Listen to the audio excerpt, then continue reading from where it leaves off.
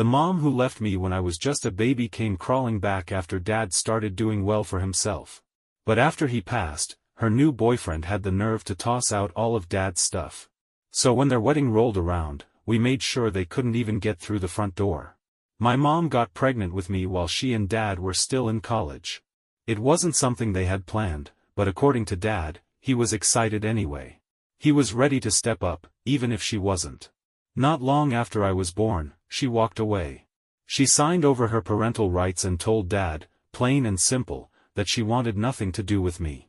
I don't remember her exact words, but Dad told me once she said something like, "I'm not ruining my life over a mistake." Dad never saw it coming. He truly thought they were going to be a family. But instead, he had to drop out of college to work full-time and take care of me. Eventually, he managed to go back to school part-time while still holding down a job. It took him years to finish his degree that way. Meanwhile, Mom just went on with her college life like nothing had ever happened. Dad raised me with a lot of help from my grandparents. Honestly, I never felt like I was missing out. Dad and my grandparents made sure of that. They were incredible people who gave me more love and support than I ever could have asked for. Dad worked his tail off to give me a good life, but he was still always there, present, loving, and involved. And when he needed backup, my grandparents stepped in without hesitation. When I was little, I'd ask about her sometimes. Dad never spoke badly about her. He'd just say she wasn't ready to be a mom, and that's why she wasn't around. He made sure I knew it had nothing to do with me. But I remember he kept this one picture of her in his dresser drawer. Late at night, I'd sometimes catch him looking at it. At school, when kids asked about my mom, I'd just say she lived far away. It was easier than telling the truth. Dad showed up for everything: school plays, parent-teacher meetings, science fairs. He even learned how to braid my hair when I went through that phase. He was both mom and dad rolled into one. And my grandparents? They never missed a beat either. My mom didn't bother checking in until I was about 6. By then, Dad had worked his way up to a good job, and we'd finally moved out of my grandparents' house. Out of the blue, she showed up, claiming she missed Dad and wanted to be part of our lives again.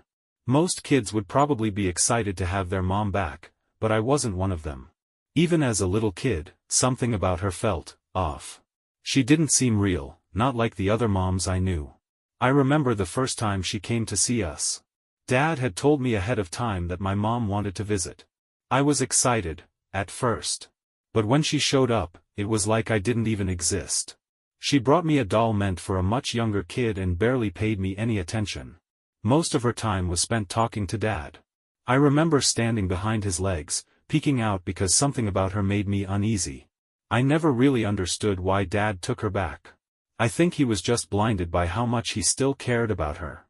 Late at night, when he thought I was asleep, I'd overhear him talking to Grandma on the phone. He'd complain about her behavior, but in the next breath, he'd defend her. It was like he couldn't let go. My grandparents were totally against them getting back together. I overheard a huge fight between Dad and my grandfather about it. Grandpa kept saying she'd only hurt him again, that she was only interested now because Dad had a good job and a nice house. But Dad wouldn't hear it. He said people could change. One of the weirdest things I remember is how she insisted I call her by her first name. She hated it when I called her Mom, especially in public. I slipped up once at a restaurant and called her Mom, and she hissed at me to stop. Said it made her uncomfortable. She moved in after dating Dad for only a few months, and everything changed overnight. As I got older, her behavior became more obvious, and worse. By the time I was in high school, it was downright embarrassing. Whenever I had guy friends over, she'd act way too friendly. A lot of my friends admitted they had crushes on her, which was beyond gross. She'd wear skimpy outfits around them and make flirty comments that made everyone uncomfortable. Eventually, I stopped bringing friends over. It wasn't worth the hassle. Whenever I had guys over, she'd always find an excuse to come into my room, offering snacks or drinks. But she never did that when I had female friends over. One time, she walked in wearing just a bathrobe and asked if we wanted cookies. My friend Dylan couldn't look me in the eye for weeks after that. At my graduation party, she took things to another level. My friends and I were hanging out by the pool when she showed up in this tiny bikini and asked one of my guy friends to rub sunscreen on her back. Everyone laughed, but it was that awkward, uncomfortable kind of laugh. I wanted to disappear. She kept bending over, adjusting her top like it was about to fall off. One of my friends actually left early because he couldn't handle it. When I tried to talk to Dad about it, he'd brush it off. He'd say, "That's just how she is," or "She's just being friendly." It drove me crazy because I saw exactly what was going on, but he either didn't notice or chose not to. I always knew she didn't really love him. She was with him because he was steady, had money, and was hopelessly devoted to her. She burned through his money like it was nothing: new clothes, expensive makeup, nights out with her friends. Meanwhile, Dad was still driving the same beat-up car he'd had when I was a kid. But he never complained. He'd just say he was happy if she was happy. If he ever brought up the money situation, she'd turn it into a fight. She'd accuse him of not trusting her or not loving her enough. Then she'd cry, and somehow he'd end up apologizing, even though he hadn't done anything wrong. It was a toxic cycle that never stopped. When she got pregnant with my brother, she was furious. She didn't want another kid and told Dad straight up that she was considering an abortion because she didn't want to ruin her perfect body. They fought about it for weeks. I'd lie awake at night, hearing them argue through the walls. She said some awful things, stuff like how one kid was already too much responsibility and how pregnancy would wreck her body with stretch marks and sagging. In the end, she decided to keep the baby, and I can't even explain how grateful I am for that. My brother turned out to be the one good thing she ever brought into this world, even if her reasons for keeping him weren't exactly selfless. Dad was over the moon when he found out he was having another kid. He kept saying how he'd always dreamed of having a bigger family. I was just as excited.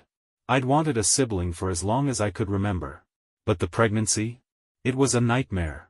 She acted like she was the first woman in history to ever get pregnant. Everything had to revolve around her. Dad was at her beck and call, running out at all hours to satisfy her weird cravings, rubbing her feet until his hands were sore, and listening to her complain non-stop about how miserable she was. During all of that, I pretty much disappeared. It was like I didn't even exist anymore. And after my brother was born, things went from bad to worse. She had zero interest in being a mom. She refused to breastfeed because she was worried it would ruin her body. Changing diapers? Forget it. She wanted nothing to do with it. When he cried, she acted like she couldn't hear him. So, Dad did it all: night feedings, diaper changes, doctor's appointments. I pitched in as much as I could, even though I was still just a kid myself. Just like with me, she was never a parent to my brother either. It was always me and Dad taking care of him. She didn't cook, didn't clean, didn't lift a finger around the house. All she did was shop and hang out with her friends, spending Dad's money like it was endless. One time, my brother had a high fever and was really sick. Dad had an important meeting he couldn't miss, so I skipped school to stay home and take care of him. My mom? She refused to cancel her plans. Because of all that, my brother, Dad, and I became our own little unit. We stopped expecting anything from her. It was just easier that way, less disappointment. We built our own world without her. We had inside jokes, little traditions that she was never part of. We'd go on camping trips, just the three of us, while she stayed home because she hated the outdoors. Dad always tried to include her in family stuff, but she always found a way to back out. I used to wonder why Dad stayed with her. When I was in high school, I finally asked him. He just looked at me with this sad expression and said, "Sometimes when you love someone, you see who they could be, not who they really are." I didn't get it then. I'm not sure I fully understand it now. Everything changed when Dad got sick. He was diagnosed with cancer. I don't even want to say what kind, it doesn't matter. It started with him being tired all the time. Then he started losing weight. By the time they figured out what was wrong, it was already too late. The cancer had spread. The doctors said they'd do what they could, but they weren't hopeful. The next few months were brutal: treatments, chemo, the whole nightmare. My brother and I stuck by Dad's side the entire time. We took turns driving him to appointments, making sure he ate, helping him when he was too weak to even make it to the bathroom. Dad tried to stay positive for us, but some days, the pain was so bad he could barely speak. And my mom? She acted like it was nothing. She kept shopping, hanging out with her friends, living her life like nothing was wrong. She complained about how Dad's illness was messing up her routine. She missed a lot of his important doctor appointments because she had other plans. One time, she was late for lunch with her friends because of one of Dad's chemo sessions, and she was actually annoyed about it. I'll never forget the day Dad was so sick from the chemo that he was throwing up non-stop and couldn't get out of bed. I called my mom, who was out shopping, and begged her to come home and help. Her response? "I'm in the middle of something. I'll be home later." She didn't show up until that evening, with bags of new clothes. Despite everything we did, despite all the prayers and the doctor's efforts, we lost him. I still catch myself picking up the phone to call him before I remember he's gone. What makes it worse is how my mom acted afterward. It was like losing Dad didn't affect her at all. She went shopping the day after his funeral, for God's sake. At the reception after the funeral, she was laughing and joking like it was just another social event. Even some of Dad's friends commented on how inappropriate her behavior was. Dad had planned everything before he passed. He made sure my brother and I inherited the house. Mom got the money from his bank account, and it was a decent amount. I think Dad knew she'd burn through the money fast, but at least he made sure we had the house. When the will was read, she lost it. She threw a full-blown tantrum in the lawyer's office. She was furious that she didn't get the house. She even threatened to take us to court until she realized she didn't have a case. Dad had updated his will after his diagnosis and made sure everything was airtight. After that, she asked if she could stay in the house rent-free. I told her no. If she wanted to stay, she'd have to pay rent like any other tenant. That turned into a massive argument. She tried to guilt-trip me, saying Dad would have wanted her to stay for free and that I was being cruel to my own mother. She even claimed I was making her homeless, which was total nonsense. She had more than enough money to get her own place. I didn't back down. Eventually, she agreed to pay a small amount of rent. My brother and I didn't need the money, we just wanted to make it clear that this wasn't her house anymore. We set up a formal landlord-tenant arrangement so there'd be no confusion. It didn't take her long to start dating again. Barely a month after Dad died, she was going out on dates.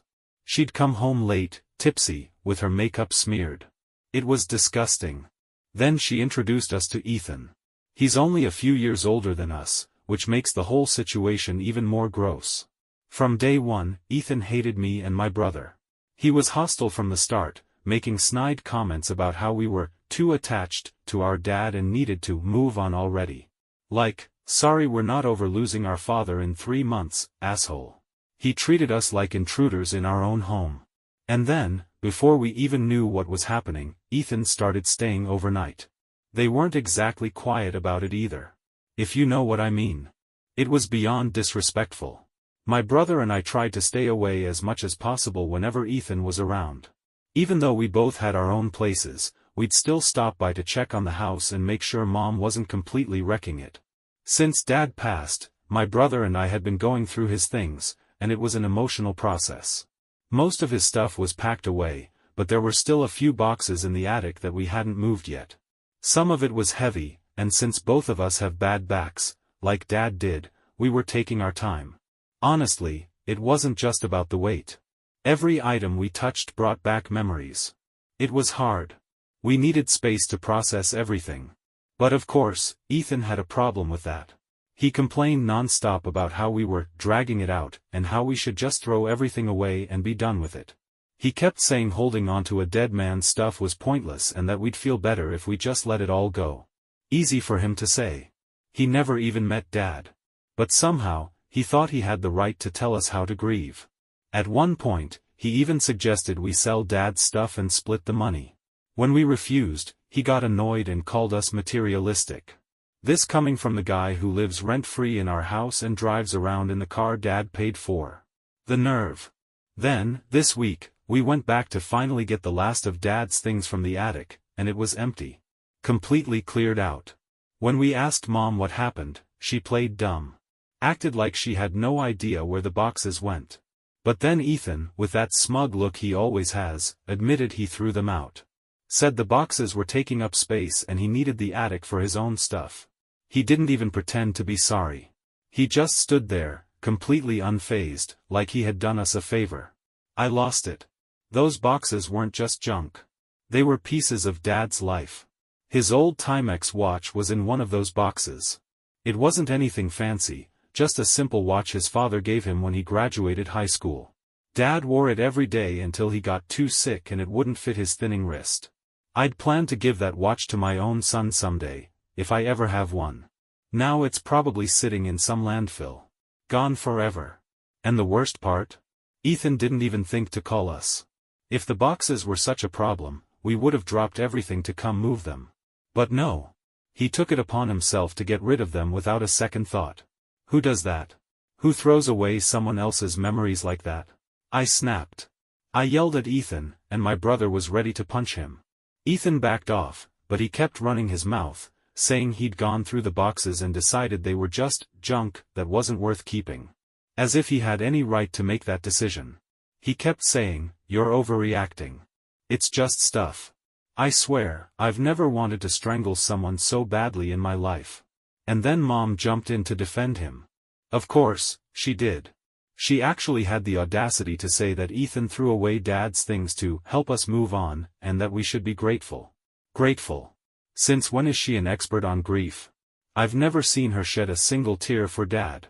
And even if she thought she was helping, though I doubt it, who asked her? Nobody gets to decide how long we grieve or how we do it.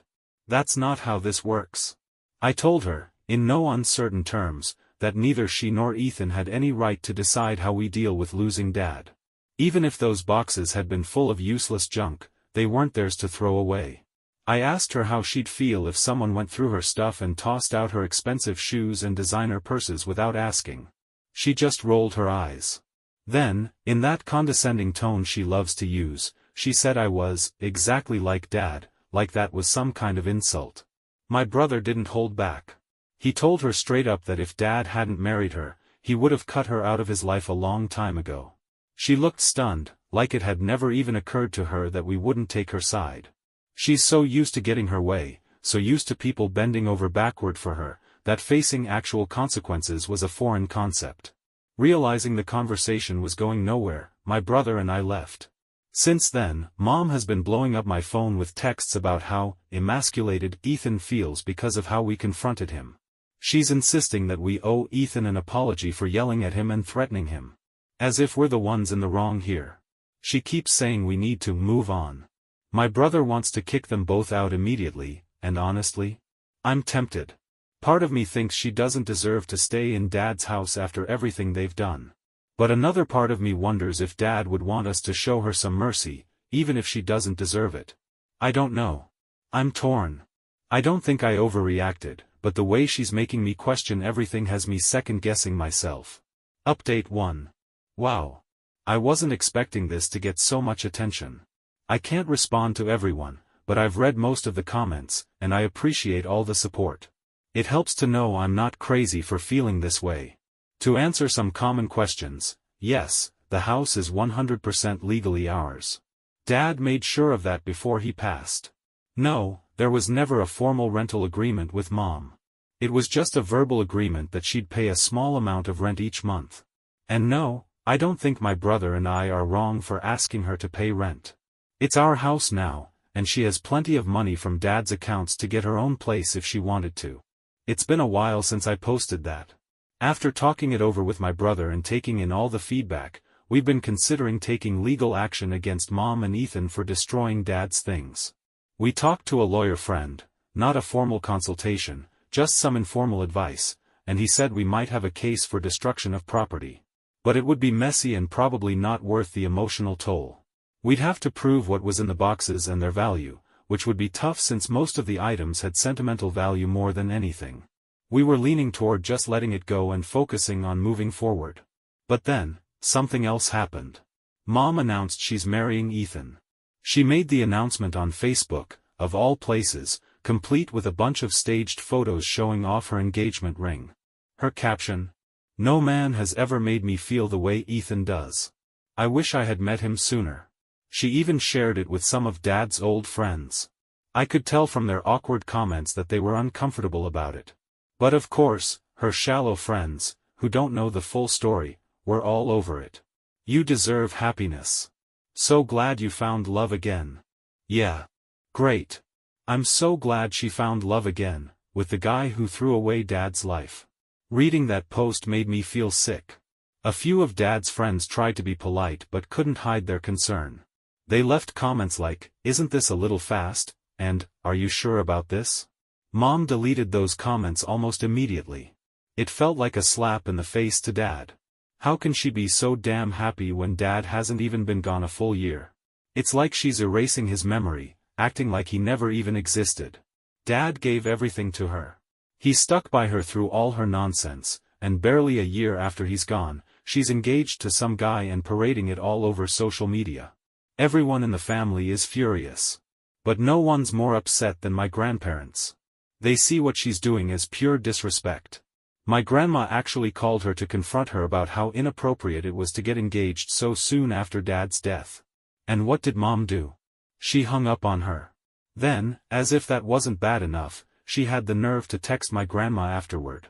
She accused her of being judgmental and trying to ruin her happiness. For everyone asking, no, I don't think Mom cheated on Dad with Ethan while he was alive. I'm pretty sure they met after Dad died. But honestly? At this point, nothing would surprise me. They claim they met at a gym, but the timeline is sketchy at best. They were dating barely a month after Dad passed. Either she moved on insanely fast, or there was some overlap. A few people suggested I try talking to Ethan directly, without Mom around. I actually tried that once. I called him and asked if we could meet for coffee, thinking maybe we could clear the air. I was hoping we could at least find some kind of common ground. He agreed. But guess what? He showed up with Mom. The whole thing was a complete waste of time. Ethan just sat there with that smug look on his face while Mom talked over me the entire time. Update 2. Thanks for all the awards. I guess. It's still weird to get internet points for a situation this shitty. Since people keep asking for updates, here's the latest. Some of you suggested going nuclear and taking Mom and Ethan to court over the boxes. But after talking it over, we decided against it. Like I mentioned before, our lawyer said it would be hard to prove exactly what was in those boxes and their value. Instead, we're kicking them out of the house. We're giving them a 1-month notice to vacate. After that, we're going to rent the property to someone who actually respects the place. Selling isn't an option. This house is more than just a piece of property. It's the last connection we have to Dad. It's where we grew up. It's the house Dad worked so hard to pay off. We're not ready to let that go. A few people were worried we might have trouble legally evicting her since she's been living there, but our lawyer assured us that since she's paying rent, and we own the property, we have every right to terminate the arrangement as long as we give proper notice. We're doing everything by the book, making sure there's no way she can fight it. Then, just when I thought things couldn't get more ridiculous, Mom sent us wedding invites in the mail. When we both declined, she reached out directly. She wanted to know why we were still holding a grudge. She tried to guilt-trip us, saying it was our duty as her children to support her on her happy day. She even admitted that Ethan's family doesn't approve of her because of the age difference and begged us to come just to make it look like she had family support. I told her I'd rather stick forks in my eyes than watch her marry that asshole. She acted all offended and said I was being dramatic. My brother? He didn't even bother responding. He just tossed the invitation straight into the trash. But that didn't stop her. She kept texting us about wedding details like we gave a damn. What do you think of these centerpieces? Should I go with the salmon or the chicken for dinner? As if we were ever going to be there. We made it crystal clear, we want nothing to do with her or her wedding. She's no longer part of our lives or our family. She can marry whoever she wants, but she can't expect us to pretend we're happy for her. Not after everything she's done. Instead of reflecting on why literally everyone is against this marriage, Mom turned to Facebook to play the victim. She made this over-the-top, dramatic post about how some family members will stab you in the back, and how she's going through a difficult time all on her own. And, of course, the comments were full of her clueless friends offering sympathy. It's pathetic. She's been telling people that we're just jealous of her relationship with Ethan. Seriously. Jealous? Of our mom dating someone barely older than us? That's disgusting. She's also telling people that we're holding on to the past and not letting her move on. As if the problem is us, not the fact that she got engaged a year after Dad died to the guy who threw away his belongings. To answer a few common questions, no, we don't have Dad's ashes. He wanted to be buried next to his parents when they pass, so that's taken care of. And no, I don't think my brother and I need therapy. We're dealing with our grief just fine, until people mess with Dad's memory. Someone asked if we managed to save any photos of Dad. Thankfully, we had already taken most of the photo albums out of the house before Ethan threw away the boxes. We also have digital copies of a lot of recent photos. But the older stuff?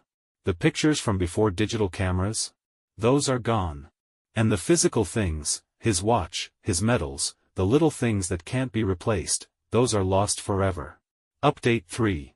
After a real consultation with our lawyer, we finally sent Mom an official notice to vacate.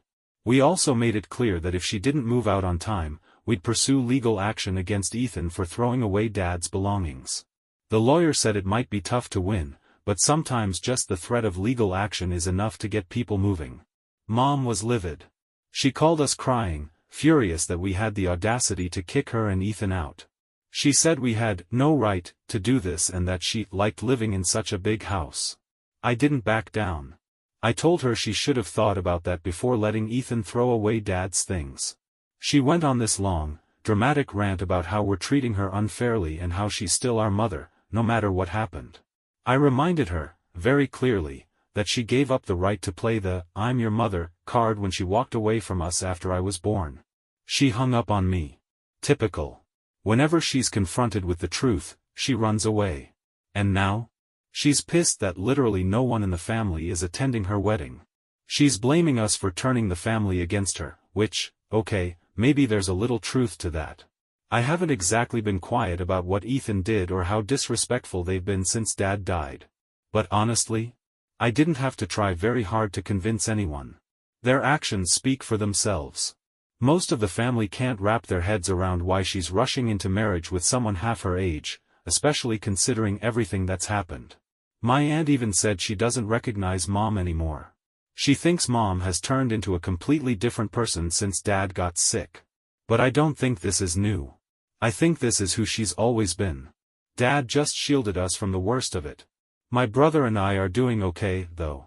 We've got each other, and that's what matters. Lately, we've been spending a lot more time with Dad's side of the family. They've been incredibly supportive through all of this. My grandfather has been sharing stories about Dad from when he was younger, and honestly, it's been comforting. Hearing about Dad's life before we were born makes me feel connected to him again. Some people have asked about Dad's will and whether there could be any legal issues with kicking Mom out. Our lawyer assured us that Dad's will was crystal clear. The house belongs to my brother and me. Mom has no legal claim to it whatsoever. Her only possible argument would be tenant rights, but since we're giving her proper notice, even that won't hold up. Still, we're not taking any chances. Ethan's been making these veiled threats about how we'll regret it if we go through with the eviction. So, we've documented everything. We installed security cameras around the house and made copies of all the important documents related to the property and Dad's will. I wouldn't put it past Ethan to try something stupid. Update 4.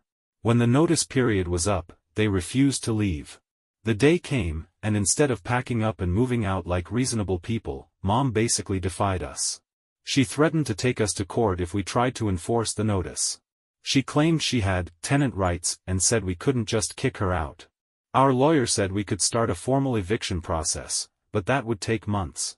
We considered going that route, but then my brother had an idea. Their wedding was coming up. We knew they'd be out of the house all day for the ceremony and reception. It was the perfect opportunity to act. Yeah, we decided to be petty. We waited for their wedding day. We knew they'd be gone the entire day, so when the morning arrived, we got to work. We went in, packed up all their belongings, and put everything out on the curb. We were careful, we didn't damage anything. We even labeled the boxes. My brother and my uncle changed the locks and installed additional security cameras. To make things even more satisfying, we invited some relatives over for dinner that night. We all sat around, waiting to see their reaction when they came home. And while we were packing their stuff, we found something. Some of Dad's things. Ethan hadn't thrown everything away. He'd hidden some of Dad's stuff in the back of a closet. Dad's old Timex watch was there, along with a few other valuable items. The bastard wasn't getting rid of junk, he was keeping anything he thought was worth money. Of course, we took those items back immediately. Late that night, after the wedding, Mom and Ethan finally came home. They were both a little tipsy, fumbling with their keys at the front door, completely unaware that the locks had been changed. When they realized they couldn't get in, they started knocking. We opened the door and confronted them. Mom, still in her wedding dress, looked ridiculous trying to argue with us.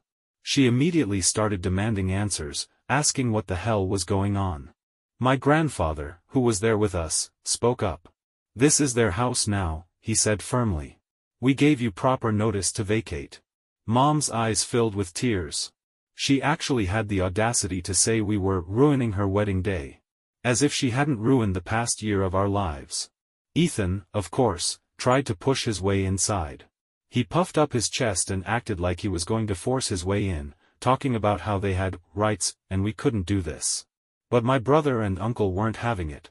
My uncle, who's a pretty big guy, stood his ground. Ethan backed down when he realized he was outmatched.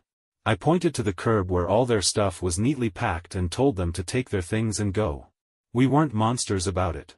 Everything was carefully packed, nothing was broken or damaged.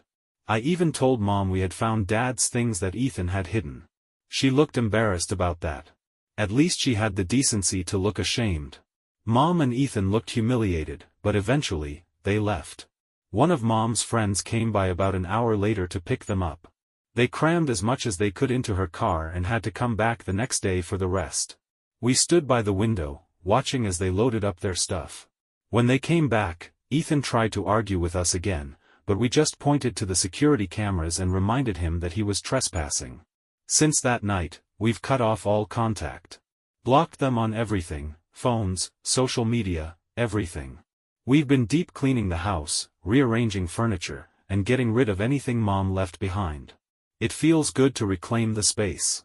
My brother is seriously thinking about moving back in. He's been renting a small apartment, and financially, it just makes sense for him to live in the house. I might move back in too, at least for a while. It feels good to be back in Dad's house now that all the negativity is gone. I don't think we were wrong for what we did, but part of me wonders if we went too far. Was it harsh? Maybe. But then I remember everything they did. They disrespected Dad's memory. They threw away his things. They treated us like we didn't matter. And they expected to get away with it. Maybe the way we did it was petty. But honestly, I don't regret it one bit. They got exactly what they deserved.